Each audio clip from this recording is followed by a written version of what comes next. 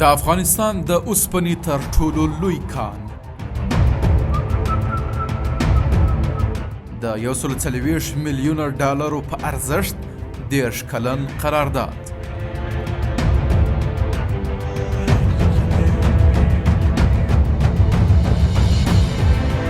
د هرات ولایت د پښتون زرغون ولسوالۍ د تودي اوسپنې کان د افغانستان د کانونو د استخراج په برخه کې یو له ستراتیژیکو او حیاتي پروژو څخه ده چې د هیواد په اقتصادي پرمختګ کې د پام وړ اغیز لرلی سي. دغه کان چې د شاوخوا 12 کیلومتره په ساحه کې موقعیت لري د 1 میلیونه ټنو په اندازه د اوسپنې لومړنۍ زیرمه لري.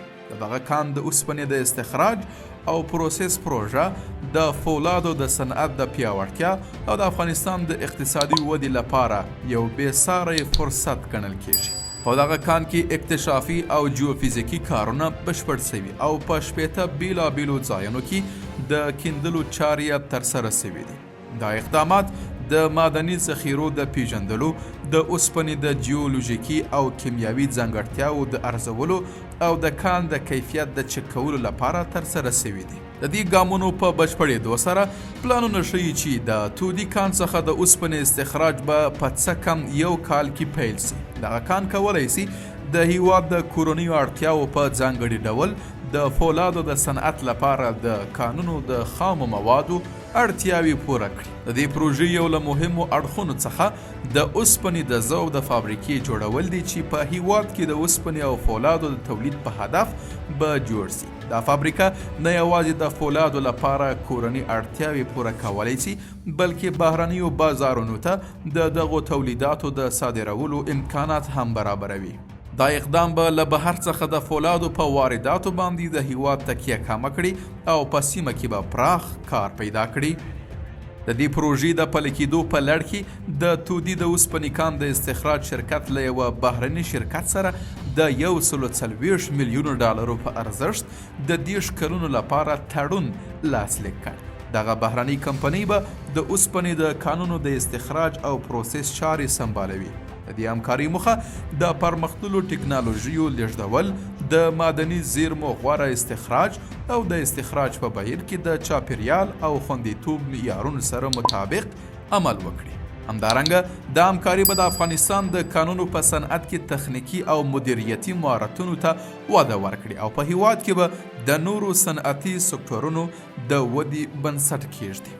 د اوسپنې د خړوبولو د فابریکې جوړول او په هیواد کې د فولادو تولید کولی سي افغانستان په سیمه کې د فولادو یو له سترو تولیدونکو څخه وګرځوي. دغه پروژه د کورنیو اړتیاو د پوره کولو ترڅنګ د فولادو د محصولاتو په صادراتو کې هم مرسته کولی سي او هیواد ته ډیر بهرني اسعار راوړي. په دې کار سره افغانستان کولی سي د نړۍ په بازارونو کې د پام وړ ځای ومومي او د فولادو د صنعت په پیاوړتیا سره خپل اقتصاد پر مخ بوځي. د اوسپنې د صنعت لپاره د اړتیا وړ خامو موادو د برابرولو سربیره د تودي اوسپنې کان پروژه به د سیمې په زیربناو باندې مثبتې اغیزې ولري. د کانونو د ترانسپورت او په سیمه کې د ترانسپورتي شبکو د پیاوړتیا لپاره د نوو سړکونو جوړول به په سیمه کې ترانسپورتي شرایط ښه کړي او په سوداګریزې او اقتصادي اړیکې به پیاوړې کړي. دا به د هرات او نورو نږدې سیمو له اقتصادي او ټولنیز پرمختګ سره هم مرسته وکړي. په دې سیمو کې به د کار پیدا کولو لامل سي. دغه راز د اوسپنې د کانونو د استخراج او د اوسپنې د استخراج د فابریکې په جوړولو سره به دغه پروژه د کورنیو فولادو تولید په پیاوړتیا او په هیواد کې د صنعتي ظرفیتونو په رامنځته کولو کې مرسته وکړي. دا پروژه نه یوازې د فولادو په وارداتو د افغانستان د انحصار په کمولو کې مرسته کولی سي بلکې دا به په سیمه کې یو مهم صنعتي مرکز سي او د نورو اړوندو صنایعو په پراختیا کې به مرسته وکړي. د بلې خوا په هیواد کې د فولادو تولید زیاتوالی د ساختماني او زیربنایي صنایعو د سوکالۍ او په پایله کې د افغانستان د خلکو د ژوند د کیفیت د ښه والي لامل ګرځي. په پای کې د تودي سیمې د اوسپنې کان کیندنې پروژه به په افغانستان کې د کانونو په برخه کې د نړیوالې همکارۍ یوه بریالۍ بیلګه ګڼل کېدای سي. د چاپیریال د معیارونو، د امنیت خوندیتوب او په کانونو کې د کاري شرایطو د ښه والي په پام کې نیولو سره دا پروژه کولی سي د افغانستان د اقتصاد د دوامداره او اوږدمهاله ودې لپاره کار وکړي. همدارنګه په دې پروژه کې د سیمه ییزو ځواکونو روزنې او د تخنیکي پوهې او مدیریتي مهارتونو لیږد ته پاملرنه به افغانستان وکولی سي په راتلونکي کې د کانونو او کاني صنایعو په برخه کې پر ځان بسیا سي او په نړیوالو بازارونو کې سیالي وکړي. په ټوله کې د تودي اوسپنې کان نه یوازې د کانونو د یوې مهمې پروژې په توګه ګڼل کیږي بلکې د افغانستان په اقتصادي پرمختګ کې هم یو مهم عنصر ګڼل کیږي.